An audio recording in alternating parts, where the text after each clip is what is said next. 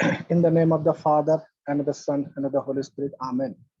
Heavenly Father, I thank you, I praise you, I love you. Father, we thank you for this great opportunity given to us. Lord, we come together this night to listen to your word that brings transformation, changes in our life. Speak to us, O Lord, through your word. Let your word give us understanding. Holy Spirit, my teacher, my guide, my helper, my whole being, I submit to you.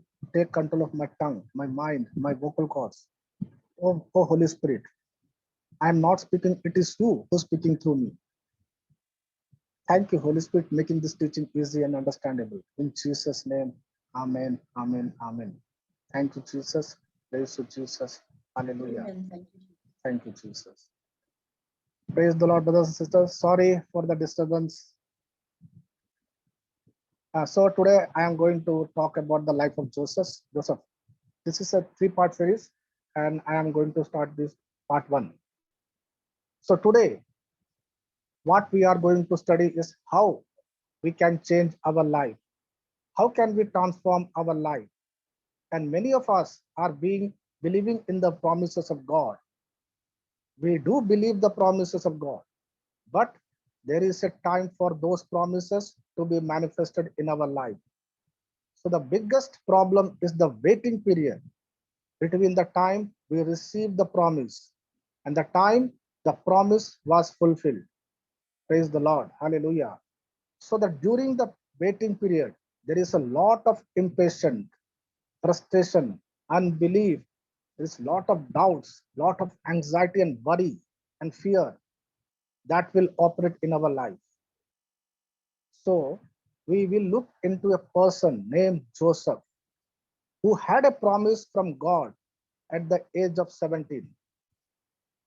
If we look into life of Joseph, he received the dream at the age of 17. And what God had said, God was able to fulfill the dream only at the age of 30. That means Joseph waited for 13 years of trials after trials after trials for that promise to be fulfilled in his life. If we look at other examples, would be Abraham, who called the father of faith. God gave him a promise about he being blessed and he being a blessing to the nations at the age of 75. But the promise was fulfilled, it came into manifestation only at the age of 100. So Abraham waited for 25 years for the promise to be fulfilled. And another person whom we can see is Caleb. Caleb was a person who went with Joshua, who spied the land he had going in the land flowing with milk and honey. And God said, I have blessed you this land with milk and honey. Caleb had gone with Joshua, the promised land, to spy the land because God said, this land which flowing with milk and honey, I gave it to you.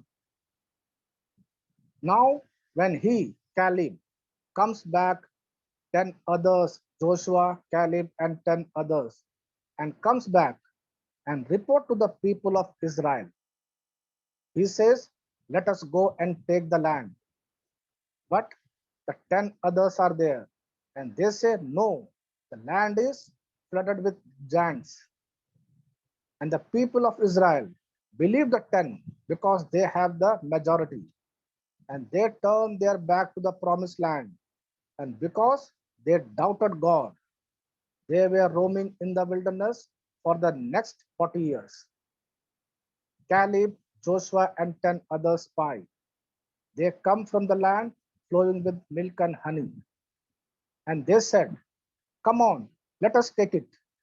But the 10 others are saying, there are big giants, and we are just like grasshopper in front of them. The people believe these 10, and they began to speak against God.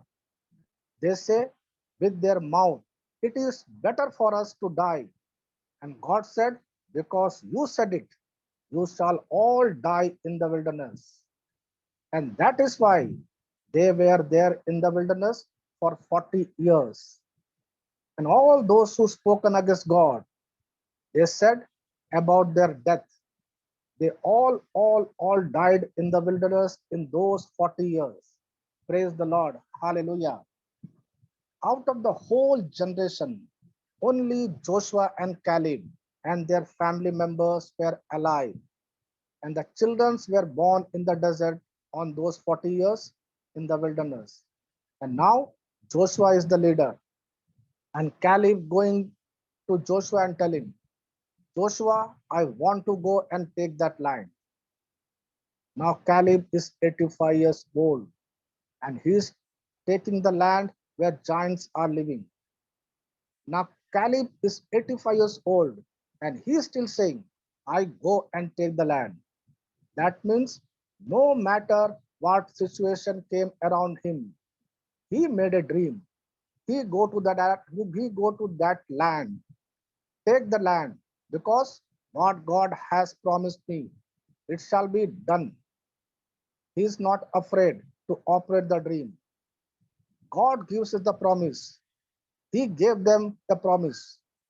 This land I give it to you. But they have to go and fight and take what God has said is yours. So when we speak the promise of God by faith, there has to be an action backing us up. So Caleb, a man of 40 years, and man now is 85 years. Will he have the same strength? Look at Caleb. God gave him a word. He made a dream and he was fixed on that dream. It is not that he did some mistakes, but because of what people said, people did not believe and his dream was delayed because of people. But but it still came to pass. He went and looked and took the land and gone and fight the battle on behalf of them. It took 45 years. It is not a small time. 45 years a long time. How long can we hold on to our dream? How long we hold on to the promise of God? And now, when he is going in the wilderness, we can see everybody is dying. But look at him. God said it. I believe it. I go for it and not living still. I have it. Hallelujah. Hallelujah. Thank you, Jesus. That is called faith. And that's what we Christians got to have. Praise the Lord. Let me give another example. A man named David is just a young shepherd boy.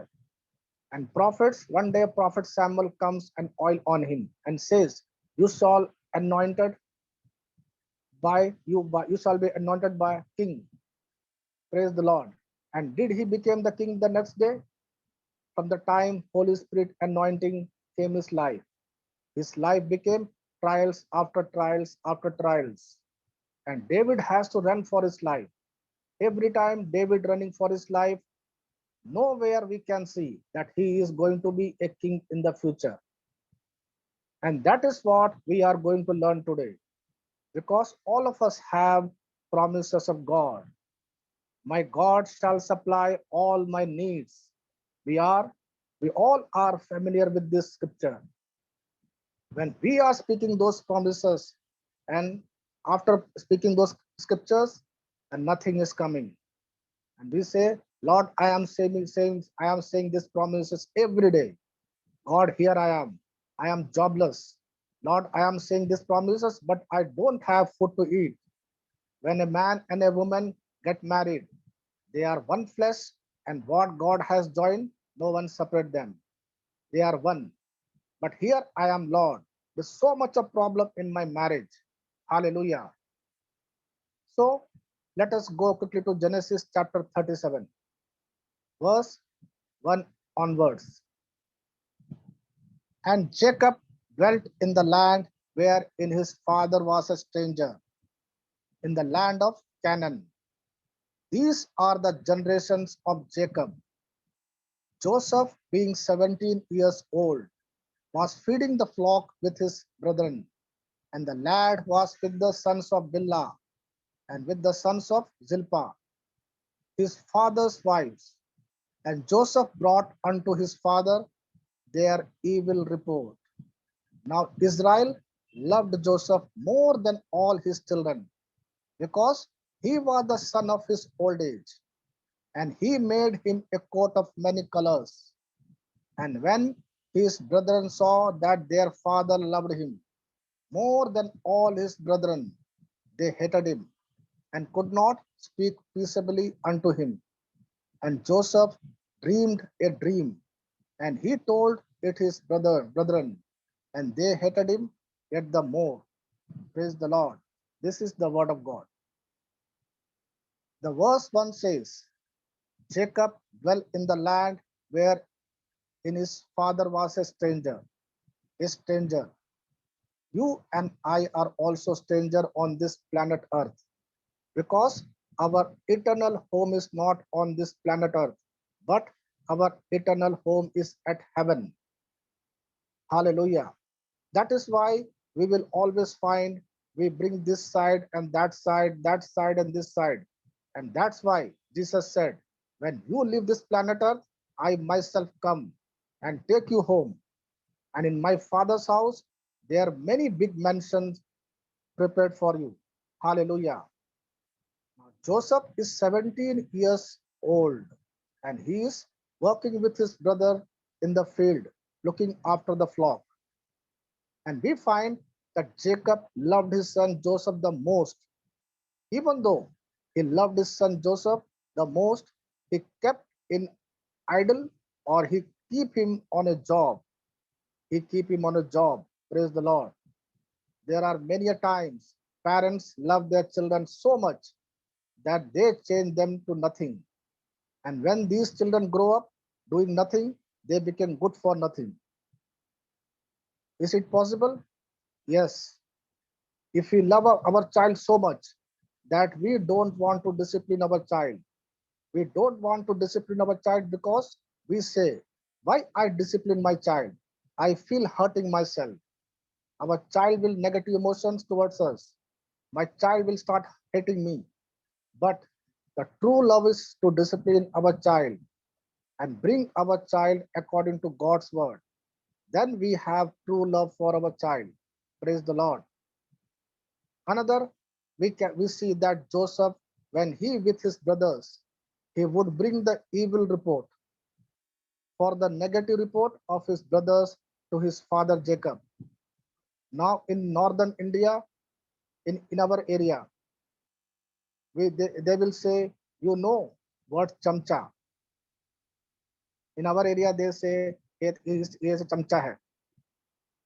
But in Hindi, other north part of India, they say like this. That means this person is going to take everything and report at there. Now, why do you think Joseph was bringing the evil report to his brothers? The moment we read this particular scripture, we look at Joseph's nature. That Joseph was a person who always wanted to his brothers to be punished? No, but that's not true. But Joseph brought this evil report of his brothers because he loved his brothers and he wanted his father to discipline them, correct them, and bring them the right path. That is why he carrying the evil report only to his father Jacob, not to everybody else. Praise the Lord. But it is so strange that even though he would bring all those negative reports to his father, the brothers did not have any kind and evil report to his father about Joseph, because Joseph was living a good life. So there are going to be critics in your and in my life, and critics are always advantage in our life. They help you and me to stand our life and make corrections in our life. Because if we scan our life and make a change and we start living a good life, the seed that we are planting today is going to destroy the weeds of destruction and bring forth the harvest of good life in future. Praise the Lord. So we have so we so have we critics all around us? Praise the Lord. In spite of getting annoyed with the person, we must use it as a tool to purify our life, sanctify our life, and become a better person. Now Israel loved Joseph more than the other children. Every time parents love one child more than the other child, will always bring a seed of disunity in the family. So many a times there is difference made between a boy and girl, especially in our India. And when you plant that seed, when the children grow, they are always with disunity and they will never join together. Then you find that Jacob loved Joseph. And I want to tell you, Jacob from a descendant of Abraham. Jacob was a descendant of Abraham. So Jacob is blessed by God. Now Jacob loved Joseph. So the blessing and anointing on Jacob comes on Joseph. Hallelujah. That's why Jesus said to love everyone. You know why? When God begins to bless you and me, the blessing of God flows according to the love. Supposing Jacob have to love all his 12 children, the blessing of God rub on them. Hallelujah. So when we start loving people more and more and more, the anointing on you and in you and your life is beginning to release on their life more and more and more. That is why we will we find in old covenant the children never fought for properties. They fought for blessings. So a child is loved by God.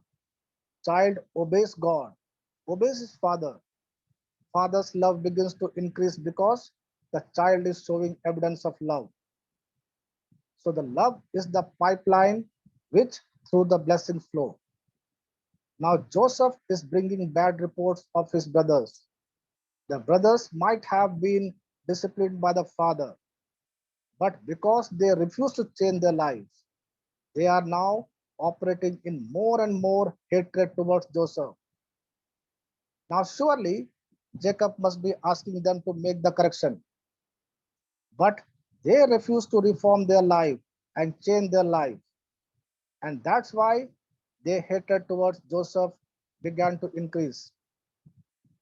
Suppose if I bring evil report of you, somebody who is in authority over you, surely they will pain in your life. I tell you, I was a banker. In my 33 years of service, I worked 7 to 8 branches, and in every branch, I found there is a manager, and I find there is a spy from our amongst the staff. There is one person, and he is very close to the branch manager, and he sits late after when every staff have went home, and he goes to the cabin and sits with him and gave him all the evil report of staff all the days. What the staff talk about him, about bank, about customers, every report he gave to him, and every information he shares to the branch manager. The next morning, branch manager called that person, particular person, that disturbing the branch, and gave warning and tell him, if you will not change your life, I will transfer to another remote branches because we State Bank have the most remote branches in our area.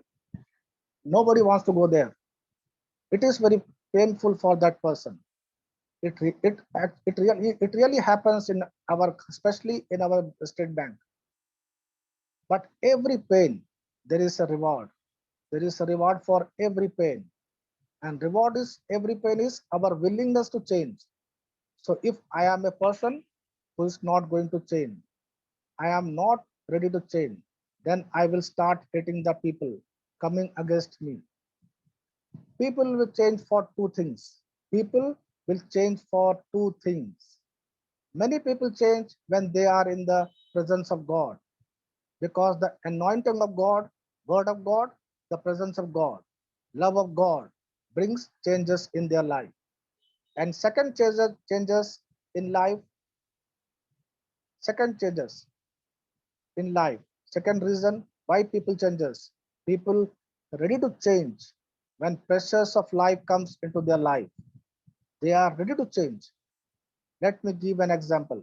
Let us say a person is drinking alcohol. He is drinking, and the family members are saying, don't drink, don't drink, don't drink. But he is going on drinking. One fine day, he lands up in the hospital, and the doctor says, your liver is gone. You are not going to live much. But you stop drinking, your liver can start functioning again, and your liver became and you and you live now your life becomes more healthy. Now why this person is thinking stop drinking? Is he willing to change? He is changing only because of liver to his liver to function again. Another person who is a drunkard, he comes to listen to the word of God.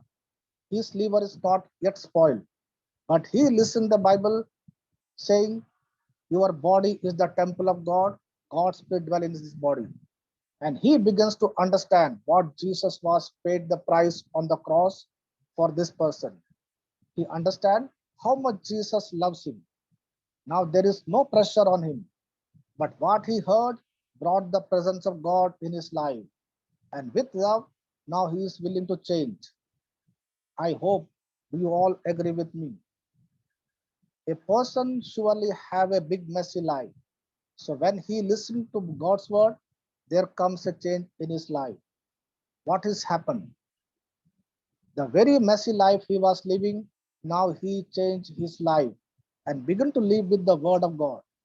His willingness to change will turn that pain and bring forth reward for God in his life. Hallelujah. So the question today is, which one are we ready to change? Our willingness to change or the pressure in our life change you and me? And the Bible says, no one in his house spoke to him. How do we feel when nobody talks to you and me, in spite of we being a good person, doing good things in life? Many times people say, when wrong things happen to their life, might be somebody has done something on me, or might your ancestor bondage. When we look at the life of Jesus, was there is times when Pharisees and the people wanted to take stones and kill him, casting stones to him on him. Did they want to throw him from the temple? Yes. And the Bible says, his hour not yet come. Did they want to throw from the temple? Jesus ran himself and hide. There is question. Did somebody did something to Jesus? Or was it ancestors' bondage? When Jesus going through crucifixion, was it because of Jesus? So many times we jumped to a conclusion. If negative things are happening in our life, it has to be something that many my ancestors have done, neighbors are done, or I have done all those things. Listen, my brothers and sisters, even when we are living a good life, negative things bound to come because the devil is the enemy of God. When we are a friend of God, we become enemy of Satan. Please get this in our mind. It is not the ancestors, not the somebody doing. Our past sins, the Lord is saying, even you, the Bible says, even the consequences of sin, God is put on his son Jesus. I hope all you are understanding. Just imagine Joseph is 17 years of old age. But in that dream, did God tell him how he is going to bring that dream to manifest? And that is where many of us get broken up. If you look into Joseph's life, one thing very strong in Joseph's life, the spirit of endurance. He was not a quitter. We look at his 13 years from the time dream came.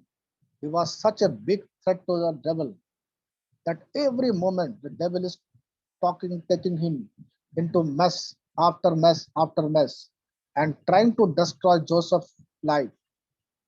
His father has sent him to bring some word about his brother. But look at Joseph's attitude. When his father says, I want you to go bring some report to your brothers, he is so quick to say, here I am.